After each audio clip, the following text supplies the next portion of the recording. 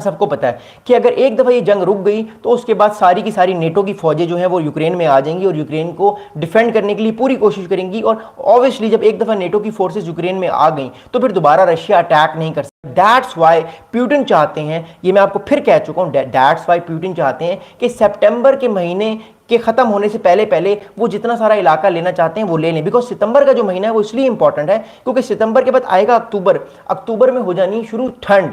जब सर्दियां होती हैं ना, मैंने आपको ऑलरेडी बता चुका हूं कि जो रशिया की और यूक्रेन की सर्दियां हैं ना, उस सर्दियों में फौजें मूवमेंट नहीं कर सकती, बहुत ज्यादा बर्फ होती है, बहुत टेम्परेचर डाउन होता है, उस टेम्परेचर में आम नॉर्मल इंसान फाइट या वॉर नहीं कर सकता। दैट्स रीजन वाई रशिया चाहता है कि एक तरफ से तो निगोशिएशंस की टेबल पे भी बात करती रहे, एक तरफ से ड्यूल मैसेज देता रहे, दूसरी तरफ वो सितंबर के एंड में किसी ना किसी तरीके से जो है वो कोशिश करता रहे कि आने वाले टाइम पे अपने आप को इतना सारा इलाका वो ले ले कि जब वो निगोशिएशन टेबल्स पे आए तो वो कहे कि ठीक है जी, अब रशिया, अब यूक्रेन ने जो करना है वो करे, मुझे फर्क नहीं पड़ता, क्राइमिया भी मेरा है, डॉनबास भी मेरा है, खैरुसॉन भी मेरा है, और सारा जो 4 मेजर रीजन हैं ईस्टर्न यूक्रेन के वो सारे मेरे हैं। That's reason why I am saying again and again. और मैं ये आर्गूमेंट इसलिए बनाता हूं कि ये जंग जो है ये अगले अप्रैल तक जाएगी। बिकॉज देखिए, जो ही सितंबर में सर्दियां शुरू होंगी दोनों फौजें जो हैं वो अपनी अपनी जगहों पे रुक जाएंगी।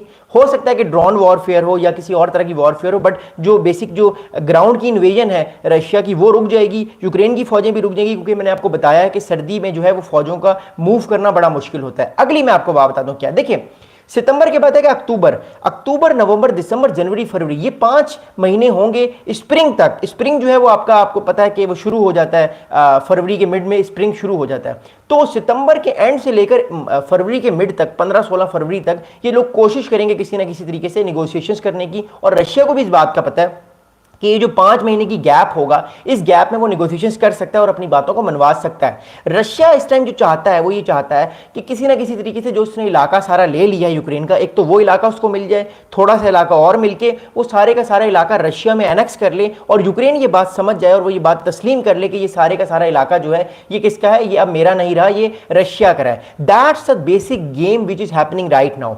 आपको मैं एक बड़ी इंपॉर्टेंट बात बताऊं, 2 दिन से जयशंकर साहब जो है वो रशिया में है और जयशंकर साहब ने बड़े इंपॉर्टेंट स्टेटमेंट्स दिए हैं, बट उस वीडियो को मैं तकरीबन 2 घंटे बाद बनाऊंगा। फिलहाल मैं फोकस करना चाहता हूं रशिया और अमेरिका पे। लेकिन याद रहे इस टाइम इंडिया भी इस चीज को बड़े गौर से देख रहा है, बिकॉज इंडिया ये समझता है, इंडिया ये चाहता है कि किसी ना किसी तरीके से जो रशिया है वो ये जंग ना हारे। बिकॉज इंडिया भी रशिया का बहुत करीबी एलाई है और रशिया इंडिया को तेल देता है। अगर रशिया इस जंग में हारता है तो फिर रशिया का जो तेल की फ्राहमी है इंडिया को वो भी मुअत्तल हो सकती है और उसको इफेक्ट पड़ सकता है। तो एक तो गेम ये हो रही है। दूसरी गेम में आपको बता चुका हूं कि रशिया जो है वो टाइम ले रहा है, जितना ज्यादा हो सकता है वो टाइम लेता रहेगा, टाइम लेता रहेगा, टाइम लेता रहेगा। और at the end of the day जिस दिन इसको ये लगेगा कि अब तो मुझे जरूरत ही नहीं जंग लड़ने की, वो जो है वो बैक फायर करके ट्रेंचेस में ट्रूस कर देगा या सीज फायर कर देगा। फिर रशिया कहेगा कि आपने जितना मर्जी इलाका लेना है, जितने मर्जी इलाके में आपने अपनी फौजें लेकर आनी है, नेटो की आप ले आए, मुझे घंटा फर्क नहीं पड़ता, मुझे बिल्कुल फर्क नहीं पड़ता। But the problem right now is that with all of the things is that कि एज ऑफ नाउ अभी तक जो है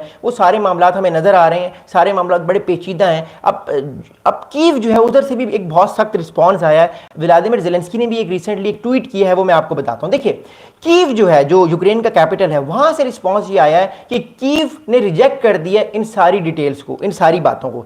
4 मेजर इंपॉर्टेंट चीजें जो हैं वो आज की खबर है प्यूटिन मांग रहे हैं, वो मैं आपको बताता हूं। प्यूटिन साहब ने कहा है, मैंने आपको फिर अगेन बता देता हूं, प्यूटिन साहब ये कह रहे हैं कि जब तक वो इस जंग को खत्म नहीं करेंगे, जब तक यूक्रेन जो है वो सारे का सारा ईस्टर्न डॉनबास रशिया को नहीं देगा, नेटो में ज्वाइनिंग नहीं करेगा यूक्रेन, और किसी न किसी तरह की थर्ड पार्टी गारंटी भी नहीं लेगा। अब ये जो गारंटी वाली बात है, ये पहले मैंने आपको 2 दिन पहले जो वीडियो बनाई थी, मैंने कहा था कि प्यूटिन मान गए हैं कि किसी न किसी तरीके की गारंटी जो है वो बेशक यूक्रेन ले ले, हम दोबारा हमला नहीं करेंगे। लेकिन अभी प्यूटिन कह रहे हैं कि मैं गारंटी भी वाली बात को भी मैं नहीं मानूंगा, किसी न किसी किस्म की कोई भी गारंटी जो है वो यूक्रेन नहीं लेगा। अगली इंपॉर्टेंट बात ये है कि इसके अलावा और दो इंपॉर्टेंट चीजें ली हैं, बट ये 2 मेजर पॉइंट्स इंपॉर्टेंट है। अब यूक्रेन कह रहा है कि ना हम अपना इलाका आपको देंगे और हम गारंटीज भी लेंगे और हम नेटो में भी जाएंगे। तो ये एक बोन ऑफ कंटेंशन जो है ये जो है वो इस टाइम आ गया। एनीवेज, अब इस टाइम जो करंट सिचुएशन है वो मैं आपको बताऊं। देखिए इस टाइम जो current situation on the ground जो रियलिटी है वो मैं बता चुका हूं कि रशिया ने तकरीबन 88% जो डॉनबास रीजन है